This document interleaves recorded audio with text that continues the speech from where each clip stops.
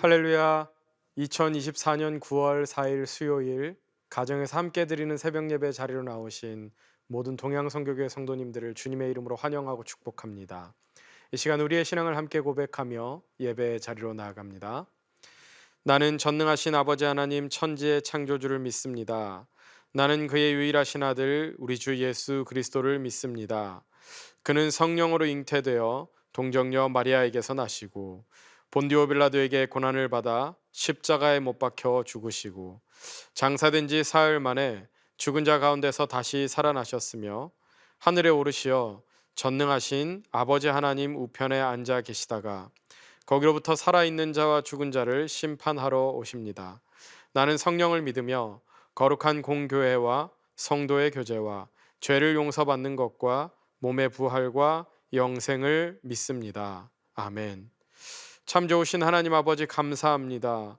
오늘도 저희들에게 호흡과 생명 주셔서 이 하루의 첫 시간을 주님 앞에 올려드리며 거룩한 예배의 자리로 인도하여 주시니 감사합니다. 오늘도 저희들의 삶 가운데 주님 빛을 비추어 주셔서 저희들의 삶의 한 절이라도 주님의 그 거룩하심 닮아가며 구별됨으로 정결함으로 살아내는 믿음의 백성들 되게 하여 주옵소서. 이제 하나님의 말씀 듣길 원합니다. 말씀 속에 새겨진 하나님의 사랑과 그 메시지들을 깨닫고 오늘도 그 말씀대로 살아내는 은혜가 있게 하여 주옵소서. 감사드리며 존귀하신 예수 그리스도의 이름으로 간절히 기도하옵나이다. 아멘. 오늘 우리에게 주시는 하나님의 말씀은 구약 성경 느헤미야 3장 1절에서 14절까지의 말씀입니다. 제가 하나님의 말씀을 봉독합니다. 하나님의 말씀을 경청하십시오. 그때 대제사장 엘리야십이 그의 형제 제사장들과 함께 일어나 양문을 건축하여 성별하고 문짝을 달고 또 성벽을 건축하여 함메아 망대에서부터 하나넬 망대까지 성별하였고 그 다음은 여리고 사람들이 건축하였고 또 그 다음은 이므리의 아들 삭굴이 건축하였으며 어무는 하스나의 자손들이 건축하여 그 들보를 얹고 문짝을 달고 자물쇠와 빗장을 갖추었고 그 다음은 학코스의 손자 우리아의 아들 무레못이 중수하였고 그 다음은 무세사벨의 손자 베레기야의 아들 무슬람이 중수하였고 그 다음은 바하나의 아들 사독이 중수하였고 그 다음은 드고아 사람들이 중수하였으나 그 귀족들은 그들의 주인들의 공사를 분담하지 아니하였으며 옛 문은 바세야의 아들 요야다와 부소드야의 아들 무슬람이 중수하여 그 들보를 얹고 문짝을 달고 자물쇠와 빗장을 갖추었고 그 다음은 기브온 사람 물라드야와 메로노 사람 야돈이 강 서쪽 총독의 관할에 속한 기브온 사람들 및 미스바 사람들과 더불어 중수하였고 그 다음은 금장색 할헤야의 아들 우시엘 등이 중수하였고 그 다음은 향품 장사 하나냐 등이 중수하되 그들이 예루살렘의 넓은 성벽까지 하였고 그 다음은 예루살렘 지방의 절반을 다스리는 후르의 아들 르바야가 중수하였고 그 다음은 하루마베 아들 여다야가 자기 집과 마주대한 곳을 중수하였고 그 다음은 하삼느야의 아들 핫두스가 중수하였고 하림의 아들 말기야와 바핫 모압의 아들 핫수비 한 부분과 화덕 망대를 중수하였고 그 다음은 예루살렘 지방 절반을 다스리는 할로헤스의 아들 살룸과 그의 딸들이 중수하였고 골짜기 문은 한운과 사노아 주민이 중수하여 문을 세우며 문짝을 달고 좌물쇠와 빗장을 갖추고 또 분문까지 성벽 1000규빗을 중수하였고 분문은 벳 학게렘 지방을 다스리는 레갑의 아들 말기야가 중수하여 문을 세우며 문짝을 달고 자물쇠와 빗장을 갖추었고. 이것은 하나님의 말씀입니다. 아멘. 할렐루야. 오늘도 하루의 첫 시간을 올려드리는 저와 여러분들에게 하나님의 놀라운 은혜와 사랑이 함께 하시기를 예수님의 이름으로 축복합니다. 오늘 본문은 드디어 느헤미야가 성벽 재건의 역사에 본격적으로 착수하는 내용을 기록하고 있습니다. 그런데 어제 본문 2장의 마지막 부분을 보시면 이번에도 여러 명의 방해꾼들이 등장을 하죠. 바로 산발락과 도비아와 게셈이라는 인물인데요. 이들이 앞으로도 느헤미야의 성벽 재건을 집요하게 방해하는 자들입니다. 하지만 그럼에도 불구하고 성벽을 세우는 일은 예정대로 진행이 되면서 본문은 이 느헤미야의 리더십 아래에서 온 이스라엘 백성들이 이 성벽 재건의 역사에 헌신하는 구체적인 모습을 보여주고 있습니다. 여기에 성벽 공사에 참여한 사람들의 이름과 구역들을 소개하고 있는데요. 성경을 읽다 보면 참 재미가 없고 읽기가 어려운 부분이 있습니다. 바로 오늘 본문과 같은 그런 부분이지요. 오늘 본문에도 수많은 사람의 이름이 등장합니다. 느헤미야 3장 전체를 보면 이 75명이나 되는 수많은 사람의 이름이 등장합니다. 누가 무엇을 건축하고 그 다음 또 누가 무엇을 건축하고 또 그 다음 누가 뭘 건축하고 계속해서 우리가 읽기도 발음하기도 힘든 이름들이 반복되고 있는 것을 보게 되죠. 이런 걸 볼 때 도대체 왜 이렇게 많은 이름이 기록되어서 성경을 읽을 때 참 동기부여가 안 되게 하는 이런 일들이 있는지 제가 어릴 적에는 그런 생각들을 참 많이 했습니다. 너무 재미가 없는 거죠. 또 이제 목사가 되다 보니 설교를 준비할 때 이런 본문이 걸리면 도저히 참 하나님께서 뭐 성경 페이지 수가 모자라서 늘리기 위해서 기록하게 하신 것도 아닐 텐데 분명히 다 이유는 있을 텐데 도대체 이 족보 가지고 아니면 또 이 이름 가지고 어떻게 설교를 해야 되나 참 난감하기도 합니다. 오늘 이 본문의 이름들은 우리가 이렇게 읽어보면 사실 우리들에게는 뭐 별 감동이 없지요. 이 일에 참여한 사람들과 그들의 후손들에게는 분명 엄청난 가문의 영광일 것입니다. 자신들의 한 일, 자신들의 아버지들, 어머니들이 한 일을 기록에 남겨주는 건 분명히 그들에게 큰 감동이었을 겁니다. 사실 우리 교회도 교육관 2층을 가보면 성전을 건축했을 당시에 그 건축자들의 이름들이 다 기록이 되어 있잖아요. 그런데 그냥 이제 우리 교회 새로 오신 분들이나 아니면 그냥 교회 왔을 때 보면 그 이름을 보면 그것이 오늘 나하고 무슨 상관이 있나 그런 생각이 들어요. 마찬가지죠. 이 성경에 나와 있는 이 이름들이 오늘을 살아가는 현재 우리들과 무슨 상관이 있을까요? 물론 오늘의 본문으로 이 교회 공동체성을 회복하기 위한 설교도 많이들 들어보셨을 거예요. 예루살렘 성벽 재건에 동참한 사람들이 참 매우 다양했죠. 제사장도 있었고 레위인도 있었고 정치인도 있었고 또 금세공업자도 있었고 상인들도 있고요. 성문지기 등 다양한 직업의 사람들이 동참했습니다. 또 예루살렘에 살던 사람들뿐만이 아니라 여리고와 또 기브온과 미스바 출신의 사람들도 동참을 했습니다. 또 나이가 든 대제사장들도 있었고 또 레위인의 아들들도 있었고 할아버지와 아버지, 아들과 손자 등 다양한 연령층의 사람들이 동참했어요. 또 남자뿐만이 아니죠. 여자들도 동참했습니다. 모두가 다 동참했던 거죠. 파레토의 법칙이라는 말이 있습니다. 이탈리아 경제학자 빌프레도 파레토라는 사람이 처음 발견했다고 해서 불려진 법칙인데 쉽게 말해서 이제 80대 20의 법칙이라고도 합니다. 이 파레토는 이탈리아의 인구 20%가 이탈리아 전체 부의 80%를 차지하고 있다고 그렇게 말했습니다. 근데 이 원리가 사실 여러 곳에 적용이 되죠. 뭐 20%의 고객이 백화점 전체 매출의 80%를 구매하더라는 거예요. 회사에서는 전체 상품의 20%의 상품이 전체 매출의 80%를 차지하고 있는 겁니다. 우리가 보통 수신하는 이메일에 뭐 20% 정도만 필요한 메일이지 나머지는 스팸 메일이죠. 또 우리가 통화하는 사람 중에 20%와 통화한 시간이 전체 통화 시간의 80% 이상을 차지하죠. 뭐 대개의 경우 옷장 안에 있는 옷의 20%만 주로 입는다고 하죠. 이 원리가 또 대부분의 교회에도 적용이 됩니다. 전체 성도의 한 20% 정도만이 교회 활동에 적극적으로 참여한다라는 겁니다. 20%의 힘만으로 교회 80%가 운영되는 거죠. 그래서 어떤 사람들은 20대, 30대, 50을 말하기도 합니다. 뭐 20%가 주도적이고 30%는 자신과 관계 있다고 생각할 때만 참여하고 50%는 변함없이 묻어간다라는 것입니다. 그러니 20%에 해당되는 사람들은 지치고 소진되기가 쉬운 거죠. 뭐 교회를 움직이는 힘은 하나님께로부터 나오는 감사에서 시작해서 자발적인 순종이다라고 우리가 그렇게 말은 쉽게 하지만 실제 교회 사역을 돌아보면 대부분의 교회들이 이런 현실에 머물러 있는 실정이지요.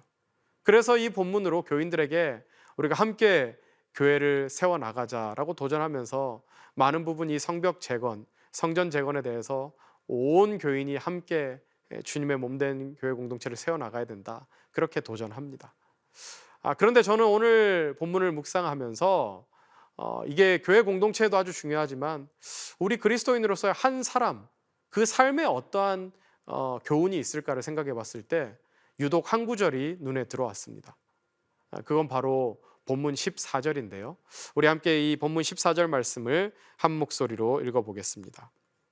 시작. 분문은 벳학게렛 지방을 다스리는 레감의 아들 말기야가 중수하여 문을 세우며 문짝을 달고 좌물쇠와 빗장을 갖추었고. 아멘. 이 14절 이 본문을 보면요, 이제 벳학게렘 지방을 다스리는 레갑의 아들 말기야가 이제 분문을 세우면서 문짝을 달고 자물쇠와 비창을 갖추고 또 성벽 재건을 하는 부분이 나오는데요. 이 성벽 재건은 성벽 북쪽에 있는 양문에서부터 시작해서 시계 반대 방향으로 진행되었습니다. 그러니까 오늘 본문 1절인 이 양문에서 시작해서 오늘 본문이 포함된 3장의 마지막 절 32절에 양문으로 끝나는데요. 이건 한마디로 한 바퀴를, 이 성벽 주변에 한 바퀴를 돌았다라는 말이죠. 느헤미야는 이 성벽 전체를 42개의 지역과 또 10개의 문과 4개의 망대로 나누어서 각 지역을 책임지게 했었습니다. 그런데 오늘 14절을 보면 이 레갑의 아들 말기야는 바로 분문을 맡아서 중수했다라고 기록하고 있는데, 여기 분문이라는 말이 무슨 말이냐, 그러니까 성문에서 이 분뇨를 처리해서 내보내는 문으로 쉽게 말하면 이게 오물들, 사람의 배설물들, 그런 것들을 다 처리해서 이 정화조처럼 처리해서 내보내는 문이죠. 쉽게 말하면 우리말로 똥문이라고 할 수 있는 겁니다. 어찌 보면 이 10개의 문 중에서 가장 더럽고 하찮은 문 아닐까요? 제사 드리는 양과 염소가 들어가게 하는 양문이나 또 말을 탄 사람이 성내로 들어갈 때 이용했던 마문이나 또 실로암 못가에 물을 길어 나르던 샘문과 같은 그런 곳도 있는데, 하필이면 그 많은 문들 중에 가장 지저분한 똥문을 중수하는 일이 이 자신에게 배정된 것이죠. 우리 같으면 충분히 불만을 가질 수 있는 상황 아닐까 생각해 봅니다. 아니, 왜 하필 하고 많은 문 중에 똥문이 걸렸어? 짜증나네. 이러지 않겠습니까? 모르겠습니다. 부끄럽지만 저는 만약에 제가 그 당시의 상황에 이런 일을 하다 보면 그런 불만과 짜증을 냈을 것 같아요. 하지만 이 본문을 묵상하면서 이 성벽과 성문을 중수하는 이 일에다 어떤 영적인 의미가 있겠지만 특별히 이 분문을 생각하면서 조금 더 생각을 해보게 되었습니다. 이스라엘이 12지파였거든요. 그런데 이 이스라엘이 솔로몬이 죽고 난 후에 여러분들 잘 아는 것처럼 북이스라엘과 남유다로 분열이 되죠. 그래서 북이스라엘이 10지파를 가져가고 남유다는 나머지 2지파, 유다 지파와 베냐민 지파로 구성이 됩니다. 북이스라엘은 수도가 사마리아예요. 그리고 남유다는 수도가 예루살렘이었습니다. 그런데 북이스라엘은 우리가 열왕기를 묵상하면서도 알겠지만 참 거기에 우상을 많이 섬겼잖아요. 제대로 된 왕이 거의 없었잖아요. 그렇게 우상을 섬김으로 아수르에 멸망당하게 되죠. 그러면서 이 북이스라엘을 하나님께서 여러 민족 가운데 흩어버리십니다. 그러면서 이 북이스라엘은 다시는 나라가 회복되지 않고 완전히 멸망해버리죠. 남유다는 하나님이 다윗에게 약속하신 것처럼 이 바벨론의 포로가 되었다가 70년 만에 다시 돌아오게 됩니다. 이 돌아온 사람들의 이야기가 바로 성전 재건의 이야기입니다. 첫 번째, 바벨론 귀환 포로들이 성전을 건축하는데 여기에 어떤 의미가 있냐면요, 사실 바벨론에서 70년을 살았으면 한 세대가 이제 산 거 아니겠습니까? 그 자녀의. 근데 그렇게 70년을 살다 보면 이제 안정되게 잘 살았던 겁니다. 그런데 그곳에서 다시 이제 돌아오게 되는 그 예루살렘 땅은 굉장히 황폐했죠. 그러니까 이 황폐한 예루살렘에 돌아왔을 때 자신들이 터를 잡으려면 집도 지어야 되고 장사도 지어야 되고 하면서 자신들이 그 바벨론에서 살았던 것처럼 안정화를 시켜야 하는데, 오자마자 뭘 짓느냐? 성전을 짓는 거예요. 왜요? 하나님은 이 바벨론에서 돌아온 이 남은 소수의 사람들이 자신을 위한 삶을 살기보다는 성전을 건축하도록 선지자들을 보내서 격려합니다. 주로 학개와 스가랴가 그런 일을 하죠. 그렇게 성전이 완공이 됩니다. 자, 그런데 성전이 완공되긴 했지만 뭐가 없었냐 하면 성벽이 아직까지 없었던 겁니다. 그래서 예루살렘 성에 성벽을 지어야 하는데 이걸 위해서 하나님께서 느헤미야를 부르신 것이고, 그렇게 벽을 수리하고 문을 달게 된 것이 바로 오늘 본문의 배경인 것이죠. 여기에는 오늘을 살아가는 우리에게 주는 영적인 교훈이 있습니다. 성벽은 왜 짓는 걸까요? 성벽이라는 것은요, 여러분, 벽이라는 것은 밖과 안을 구분하는 것 아닙니까? 성벽과 문이 있어야 그리로 들어오고 나갈 수 있는 것이 되고 또 보호가 되는 것이죠. 한마디로 이 벽이라는 것, 그것은 구분하는 겁니다. 제가 계속해서 새벽에 이 설교를 통해서 강조했던 건 우리가 데살로니가서를 묵상하면서도 그랬고 여기 느헤미야도 마찬가지입니다. 하나님이 우리를 부르신 부르심 중에 가장 중요한 부르심은 바로 거룩으로서의 부르심이라는 거죠. 거룩이라는 것은 구별됩니다. 이 다르다라는 것이라고 말씀을 드렸죠. 세상 사람과 이 성벽 안에 사는 사람들은 다릅니다. 그래서 성벽을 건설했다고 하는 것은 이런 영적인 교훈이 있는 거죠. 이건 성 안에 갇혀서 우물안 개구리처럼 살아라가 아닙니다. 우리가 구원받은 그리스도인으로서 세상 사람과 정말 다른가? 구분된 삶을 살고 있는가? 이것이 바로 성벽 재건의 본문을 읽고서 우리가 깨달아야 하는 교훈이라고 생각합니다. 그래서 오늘 본문에서 특별히 성벽 재건의 문을 중수하는 것에 대해서 기록한 것은 이 문은 이제 이 성벽을 쌓아놓고 합당한 것은 안으로 들어오게 하고 성 안에 있으면 안 되는 것들은 밖으로 내보내는 거죠. 그래서 이렇게 들어오게 하고 내보내는 것을 구분하는 겁니다. 우리는 구분됐을 뿐만이 아니라 세상과 달리 살 뿐만 아니라 우리가 적극적으로 하나님의 말씀을 순종하면서 살아야 하는 것인데요. 이 합당한 것은 하고 합당치 못한 것은 내보내고 그렇게 거룩함으로 구분된 삶으로 분별력 있게 살아가는가? 나는 세상과 다른 삶을 살고 있는가? 아니면 세상 사람처럼 똑같이 사는가? 그리고 그렇게 우리가 다르게 살기 위해서 어떠한 분별력을 우리가 행사하면서 살고 있는가? 이것이 바로 예루살렘 성벽을 짓는 그리고 문을 다는 그것에 관한 영적인 교훈들이 아닐까요? 오늘 본문 마지막에 이 분문을 중수하는 것처럼 이것이 내 눈에는 아주 하찮아 보이는 일이라 할지라도 그것이 구별된 그리스도인으로 거룩의 삶을 살아내는 길이라고 주님이 명하시면 우리가 이 땅 가운데서 하나님의 백성으로 살아내는 결단이 있으시기를 바랍니다. 사랑하는 동양성교회 성도 여러분, 오늘 저와 여러분들이 살아가는 하루가 그 당시 그들에게는 어떤 하루였을까요?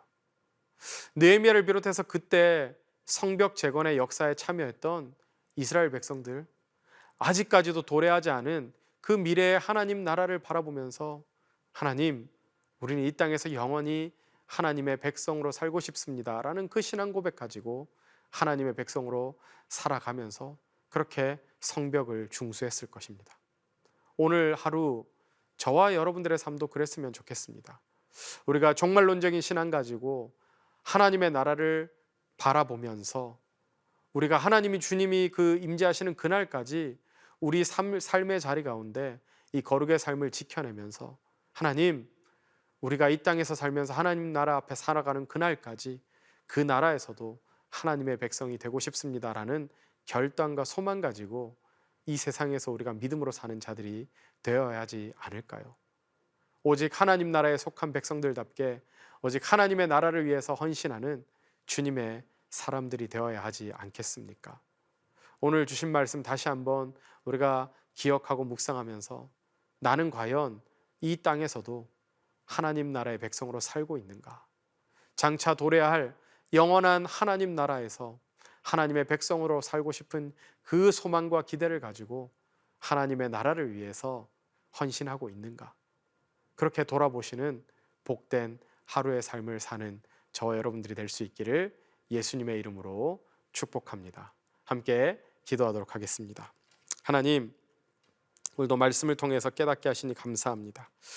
하나님, 오늘도 우리가 종말론적 신앙을 가지고 하나님 나라의 도래를 바라보면서 주님이 임재하시는 그날까지 그 거룩의 삶을 지켜내는 믿음의 백성들 되게 하여 주옵소서. 오늘도 나의 삶의 그 자리 가운데서 하나님 나라의 백성으로 살면서 하나님 나라를 위해 헌신하며 돌아보고 오늘 우리에게 주시는 그 은혜와 사랑들, 그 기회들을 놓치지 않는 귀한 믿음의 백성들 되게 하여 주옵소서. 감사드리며 존귀하신 예수 그리스도의 이름으로 간절히 기도하옵나이다. 아멘. 이제 개인 기도의 시간입니다. 계속해서 기도의 자리로 나아가시기 바랍니다.